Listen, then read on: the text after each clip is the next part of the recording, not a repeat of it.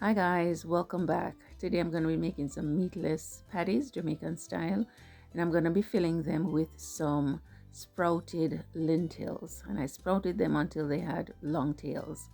And I'm going to be using this pea protein crumbles and some seasonings here that I'm using some biryani and turmeric and all of that good stuff. And I'm going to be using some rye um, berries and some I'll go along as I go along. I'll tell you because this video is very short for me. So anyway, I'm starting off with some green seasoning, and that includes some garlic, some cilantro, some scallion, thyme, a little bit of water, and I just blended all of that together to make my green seasoning.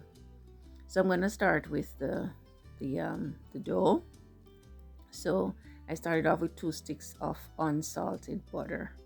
As you can see, I am chopping it into cubes and I am putting it into my utility pan. Then I'm gonna go ahead now and grind my grains. I have rye berries and some spelt berries that I'm gonna be grinding into my dry Vitamix blender, and I'm gonna be doing a coarse grind, not a fine grind, so the flour is gonna be coarse. Right, so I did all of that and I put it into my utility pan for a total of 5 cups of flour. You can use whatever flour you like. I just happen to like the nutty taste of rye and spelt mixed together. So I think I used about 3 cups of rye berries and 2 cups of spelt here.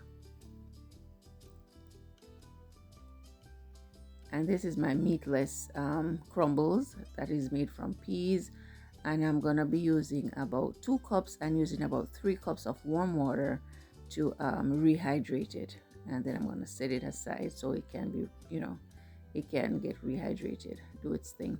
So I'm adding about a teaspoon of salt to my flour, freshly ground flour, and a teaspoon of turmeric to give it that yellowish color.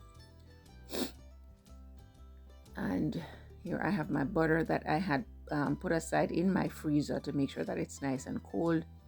Now I'm crumbling the flour with the butter, and I'm working very fast because my hands are warm and I don't want to melt my butter, right? So I'm making it, mixing it together, pressing with my thumbs and fingers until it becomes like breadcrumbs. Then I'm using ice cold water to combine it into a dough. I think I use a total of 1 cup of ice cold water. Has to be very cold to keep the butter nice and cold, right? So here I'm combining it until it comes together into a nice dough.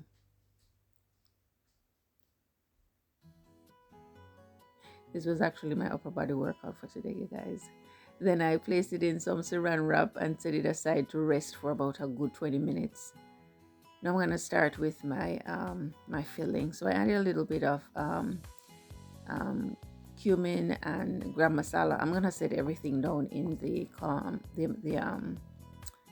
what do you call it, description box for you to know. So I toasted those spices first, and I added my green seasoning, and those spices were toasted in some olive oil. Then I'm adding my crumbles. I added my crumbles first because I want to get my crumbles nicely flavored with the green seasoning and the spices. Added some organic adobo and a little salt to taste. Right, scallion and thyme is the big hit in this. It just brings everything together and gives it a bang. And yeah, you can't cook much Jamaican without scallion and thyme, right?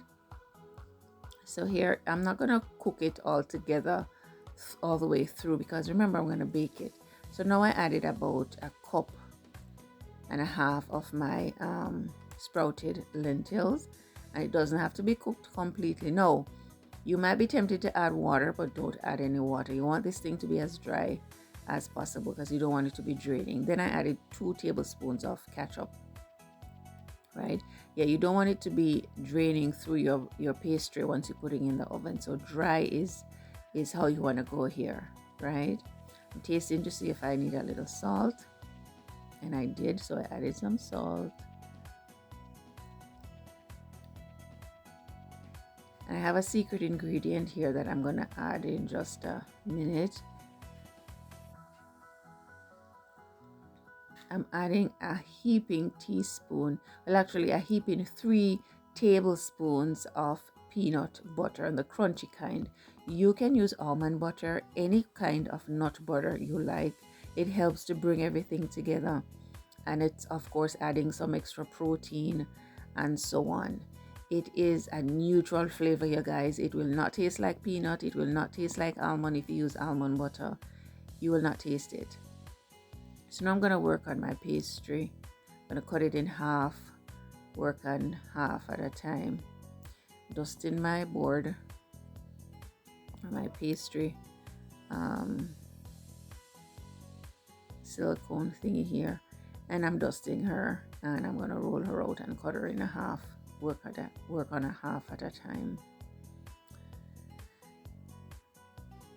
I'm going to roll that out and cut little circles out, and depending on how big you want your patties, that's how big you're gonna cut it, obviously.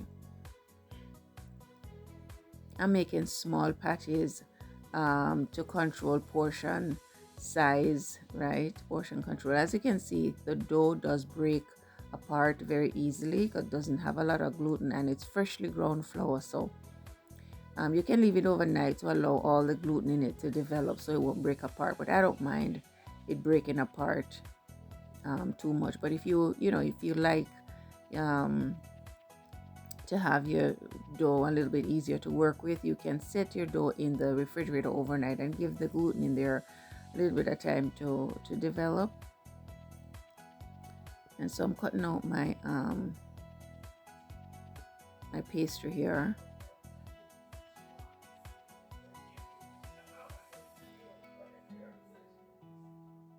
And what I do, I make a bunch of these and I store them on the freezer so I can have them to use, pull them out whenever I'm ready. I typically serve 2 of these with a bowl of greens and a bowl of greens or some sugar snap peas, or pretty much some extra fiber is what I'm going to service it. It's delicious with steamed cabbage, vegetable stew, if you stew cauliflower and broccoli, and yeah, it's good with that. All right, so here I'm filling each, and I'm using about a tablespoon and a little bit over a tablespoon to fill each circle. I'm dampening the edges with water, and then I'm going to close it, as you can see here. I'm going to press and close the edge before I do the forking pattern on it, like that.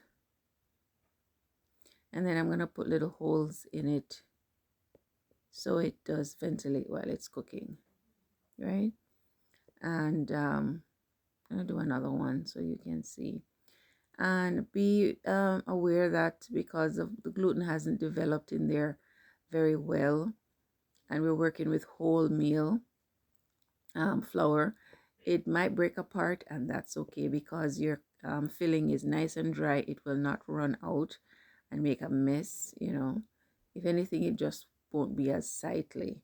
So here I made an egg wash with the white from the egg, and I'm washing it. You can wash it with your flax eggs or just a little bit of milk. Any milk will do, dairy or non-dairy, and to give it a nice glaze and brown color after it's finished baking. I'm going to put it in the oven and bake it on 375 for 30 minutes. So I'm putting in both of my containers here. 375 for 40 minutes, and this is the result. Very delicious, crunchy, and nutritious. Until the next time, guys, I hope you'll try it and enjoy it. God bless. Bye.